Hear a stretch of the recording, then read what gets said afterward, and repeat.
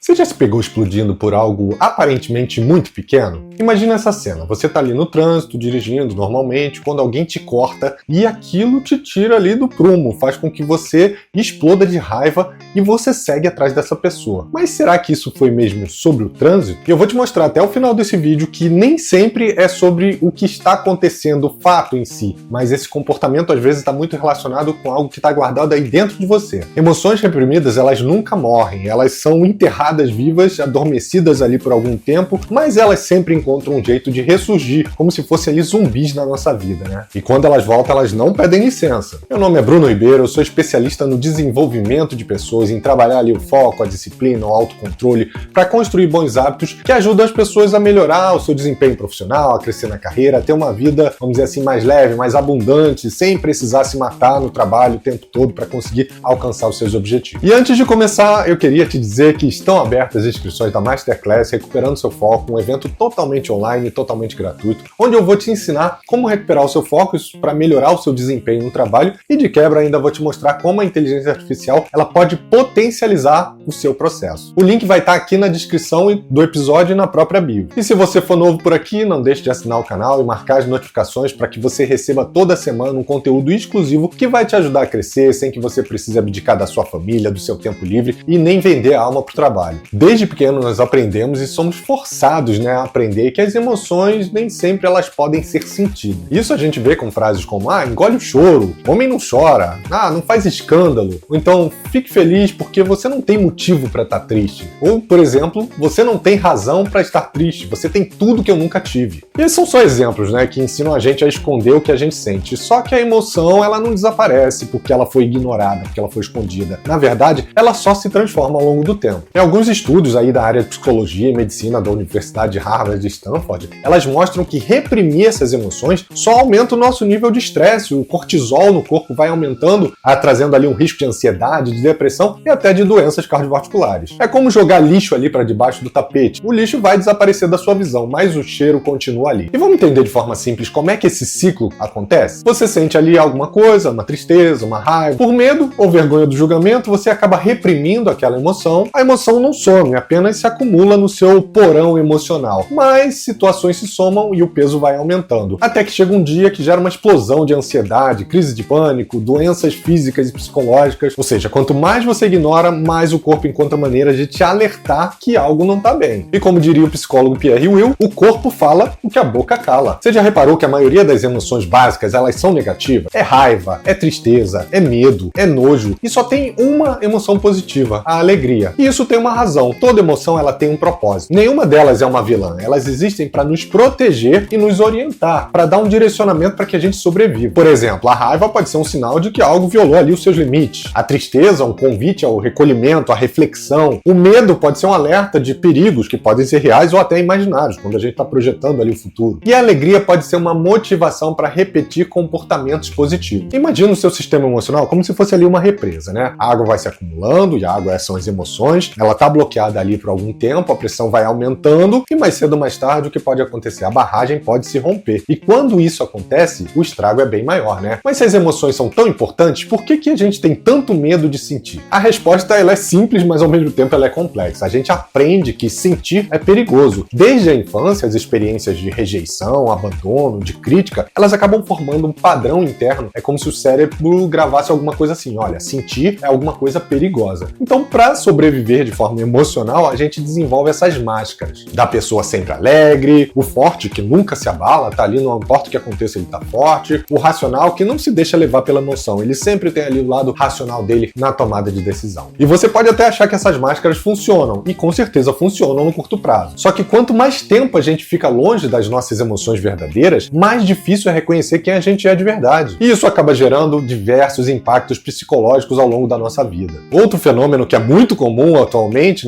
e que reforça essa repressão emocional, é a positividade tóxica. Você já deve ter visto frases como, por exemplo, pense positivo sempre, gratidão resolve tudo, gratiluz, seja feliz, não importa o que aconteça. E embora a gente saiba que gratidão e pensamento positivo são realmente práticas muito boas, quando elas são usadas ali como muletas para evitar, por exemplo, emoções desconfortáveis, elas perdem o seu efeito. Muito pelo contrário, o remédio acaba se tornando veneno. Fugir do que você sente em nome de eu sou positivo é só um apelido para reprimir as suas emoções. emoções. Você sabia que, por exemplo, as dores nas costas, crise de enxaqueca, dor de cabeça, problemas gastrointestinais, né, do seu intestino, de você ter dor de barriga, e até alergias que você pode ter na pele, eles podem estar ligados a emoções que não foram expressadas? Segundo o especialista de traumas e saúde integral, Gabor Mate, não é o estresse em si que adoece as pessoas, mas o estresse não processado, aquele estresse reprimido, aquele estresse ignorado. Ou seja, o que você não sente conscientemente, o corpo sente por você. E aqui o problema não é só emocional, é físico também. Agora que a gente já entendeu um pouco como funcionam as emoções e por que elas são importantes, vamos dar um mergulho mais fundo e entender como elas influenciam nas nossas decisões? Você já deve ter tomado, assim como eu também, uma decisão e depois ficou se perguntando: por que diabos eu fiz isso? Não faz o menor sentido. Lembra da história do início do episódio? Eu tava dirigindo ali, um carro me cortou, eu fui atrás dele. É claro que se você estivesse pensando de forma racional, você ia se perguntar: por que eu tô fazendo isso? O cara pode estar armado, eu posso causar outro acidente, ou o que eu vou ganhar seguindo essa pessoa? Mas quem disse que o lado racional tá no comando? A verdade é que boa parte das decisões e das escolhas que a gente toma ao longo do dia são guiadas pelas emoções, e elas também podem ser guiadas por emoções reprimidas. Aquelas que talvez você nem lembre mais que você escondeu e que estão agindo ali nos bastidores da sua vida. Faz uma imagem mental aí de um iceberg, né? A parte visível acima da água, né? Ela representa as suas decisões conscientes, o emprego que você decidiu, as pessoas com quem você quer se relacionar, as palavras que você usa no seu dia a dia. Tudo isso foram escolhas suas. Mesmo que algumas tenham tido ali emoções envolvidas, é claro que a gente não consegue destacar totalmente, mas elas foram,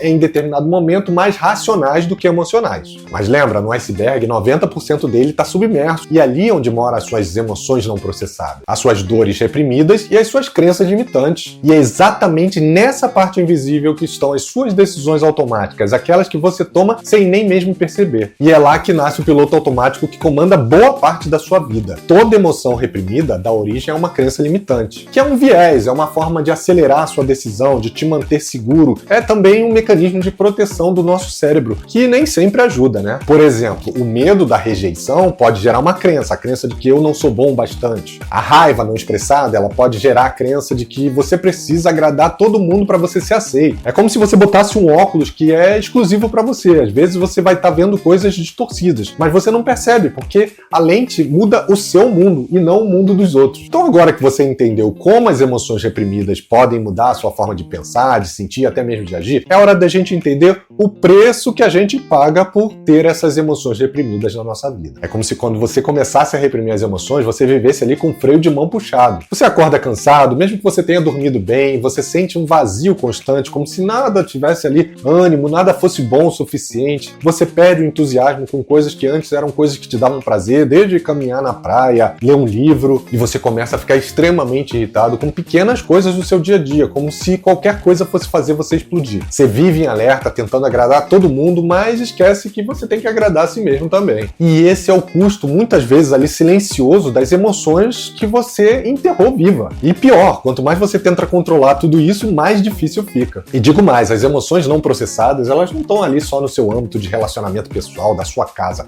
Isso te acompanha também no trabalho. O medo de ser rejeitado faz com que você evite levar suas ideias numa reunião. A raiva contida te leva a aceitar sobrecarga de trabalho sem que você diga ali o não. Você perde os seus limites. A insegurança disfarçada de perfeccionismo te deixa cansado, te deixa exausto, sempre tentando se provar, sempre tentando provar que você é capaz. A necessidade dessa aceitação te transforma em alguém que vive para agradar os outros, vivendo frustrado por não ser reconhecido. E aí você tenta compensar isso com produtividade. Quanto mais você tenta, mais o seu corpo e a sua mente te cobram. E aí vem ansiedade, vem procrastinação, insônia e muitas vezes burnout. E vamos ver uma história simples e bacana aqui para poder ilustrar esse cenário nos dias de hoje? Imagina ali um jovem entre 30 e 35 anos chamado Rafael. Ele trabalha como analista de sistemas, nada relacionado a mim, tá? E ele sempre foi aquele cara que se sentia o forte da equipe, que era o forte da equipe, né? Primeiro a chegar, o último a sair, nunca reclamava, ninguém via ele ali faltando ou reclamando. Ele sempre dizia: gente, tá tudo bem, é isso aí, tô aqui com vocês. Até que numa segunda-feira, depois de um tempo, ele travou ali diante do computador. Ele não conseguia digitar, parecia que ele não conseguia pensar. O corpo dele começou a tremer e o coração dele estava ali disparado. E ele não entendeu o que estava acontecendo. E ele tentou, obviamente, continuar trabalhando. E aí no dia seguinte a mesma coisa. E ele não estava aceitando que ele estava perdendo o controle do que estava acontecendo com ele. Ele se sentiu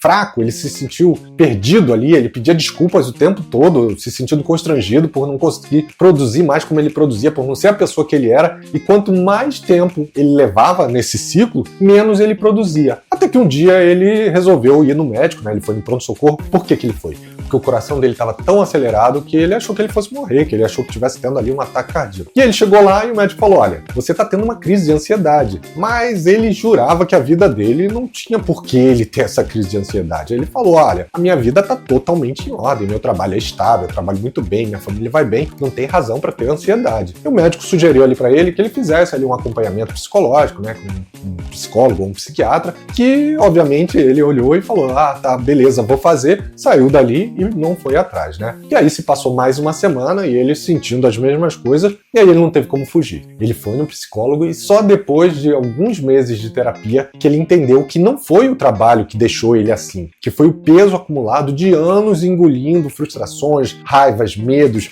fingindo que nada acontecia, que nada abalava ele, fingindo que ele era o forte, que ele sempre tinha que ser o forte. Cada tudo bem que ele dizia, para evitar um conflito ou para não ser julgado, era uma negação de valores dele. O corpo estava cansado de ouvir tanta negação, né? E aí chegou um momento que ele quebrou. E ele não precisava de férias, ele precisava voltar a sentir o que ele precisava botar para fora. E depois disso, a cabeça dele voltou ao lugar e aí ele trabalhou novos comportamentos e ele voltou a ser aquela pessoa produtiva, transparente e principalmente respeitando os seus limites e os seus valores, né? E a gente sabe, né? O Rafael, ele não é uma exceção. Todos nós, em algum momento, criamos mecanismos de defesa para suportar o que a gente, eventualmente, não sabe como sentir. O problema é que, com o tempo, esses mecanismos, eles deixam de proteger a gente, eles passam a nos aprisionar, a tomar controle da nossa vida, das nossas decisões, dos nossos comportamentos. E atenção, romper o ciclo das emoções reprimidas não quer dizer que você vai deixar de sentir tudo, mas representa sentir com consciência. Parece até contraintuitivo, né? Sentir com consciência, mas é exatamente isso. E isso começa por 3 pilares muito simples: reconhecer, processar e reprogramar. O primeiro pilar de reconhecer é dar nome ao que você está sentindo. Você não vai conseguir transformar o que você não sabe nomear, né? Por isso que o começo de tudo é você ter clareza.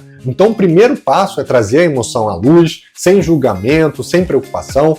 Em vez disso você fala, beleza, eu tô mal, mas o que exatamente eu tô sentindo agora? Onde isso aparece no meu corpo? Que sentidos eu tô engatilhando por conta dessa emoção? Qual é a mensagem que essa emoção está tentando me dar? A raiva, por exemplo, pode estar falando, olha, você ultrapassou os seus limites. A tristeza pode estar falando, olha, tá na hora de dar uma pausa, você precisa entender o que aconteceu com você. O medo pode estar te protegendo de alguma coisa que existe ou que possa existir no futuro, quando você está projetando ali uma possibilidade. Essa prática, ela desperta a sua consciência emocional. Inclusive, é um dos fatores mais construídos, mais trabalhados ali na parte de inteligência emocional. O segundo pilar é processar, é sentir de forma segura. Depois de conhecer, né, de reconhecer a sua emoção, é hora de permitir que ela se mova com fluidez. Emoções, elas são movimentos, do latim movere, né, mover-se para fora. Elas devem fluir. E a gente não pode segurar, não pode aprisionar ela. Senão a gente acaba fazendo o quê? Adoecendo, que é o que a gente vem falando aí nesse episódio. E você não precisa fazer isso de uma maneira complexa. Tem práticas muito simples que você pode fazer e que já vão te ajudar bastante. A primeira delas eu já falei até aqui em outros episódios, é a respiração consciente, né? É inspirar contando até 4, segurar e soltar contando até 100. Existem variações, mas essa respiração, ela reduz ali o nível de cortisol e ela sinaliza para o seu corpo, olha, tá tudo bem. Você pode também trabalhar através da prática de escrita terapêutica, ou seja, escreve o que você está sentindo, sem filtro, sem julgamento, dá voz à raiva, olha, eu estou sentindo raiva, eu estou sentindo medo, frustração por isso, e no final você fala, eu de forma consciente escolho sentir isso, escolho estar sabendo o que está acontecendo comigo. E tem um movimento intuitivo, né, que é colocar o seu corpo em movimento, que isso ajuda a descer um pouco ali a adrenalina, o cortisol, e você não pode ter vergonha de se soltar, tá? Essas práticas elas vão ensinar o seu cérebro que sentir não é nada perigoso. E o terceiro pilar é o reprogramar, é você agir diferente mesmo com medo, mesmo com a emoção que estiver acontecendo. Reconhecer e sentir é metade desse caminho que a gente conversou. A outra metade é agir diferente diante do velho padrão que você tem. Toda vez que você responder de forma diferente a um velho gatilho, você está criando ali um novo caminho neural. A gente já falou sobre isso, inclusive, em episódios anteriores, né? É um processo chamado de neuroplasticidade, que vai ajudar a transformar aqueles seus padrões emocionais em outros comportamentos melhores, né? E mais automáticos. Por exemplo, se o seu padrão é se calar diante de uma reunião porque você tem medo de se expressar ou de ser julgado, o que você tem que fazer? Você tem que se expressar. No começo, você vai sentir aquela necessidade de resistir, você vai tremer, vai suar, sua mão vai ficar ali molhada de tão nervoso. Mas com a repetição consciente, intencional, o seu cérebro vai entender uma mensagem muito clara. Ora, agora é seguro você se expressar. E aí que esse ciclo começa a se desfazer. Não é fácil de fazer isso, mas é simples e depende só da sua intenção, de querer mudar. Assumir a responsabilidade pelo que você sente não significa se culpar, significa parar de entregar o poder a fatores externos, né? Poder sobre a sua vida. Você não controla o que acontece, mas você pode decidir como você reage ao que acontece. E essa escolha de forma consciente, de forma repetida, é o que define a sua liberdade emocional, que vai te ajudar a moldar os seus comportamentos e o que você precisa para ter uma vida muito mais saudável, a vida que você quer. A repressão emocional, ela é um ciclo, mas a libertação dela também pode ser um ciclo. A diferença está em qual dos lados você quer escolher seguir. Você pode continuar negando o que você sente, tentando controlar tudo, dizer que você é forte e assistindo ali o seu corpo e a sua mente entrar em colapso, ou você pode começar um novo ciclo de forma consciente, equilibrada, com leveza e intenção que vai te tirar desse caminho. E se você gostou e quer mais fundo nesse processo, eu te convido a continuar comigo essa jornada na Masterclass Recuperando Seu Foco, onde você vai aprender na prática como reprogramar o seu cérebro para viver com mais foco, com mais disciplina, com equilíbrio emocional, sem precisar se matar de trabalhar. O link vai estar aqui na descrição do episódio e também na bio. Vai lá, não perde essa oportunidade, se inscreve no programa e não deixa para depois, porque a gente sabe que depois, às vezes, é nunca, né? E você não vai querer ficar de fora dessa oportunidade. Eu te vejo lá. Um abraço, tchau, tchau.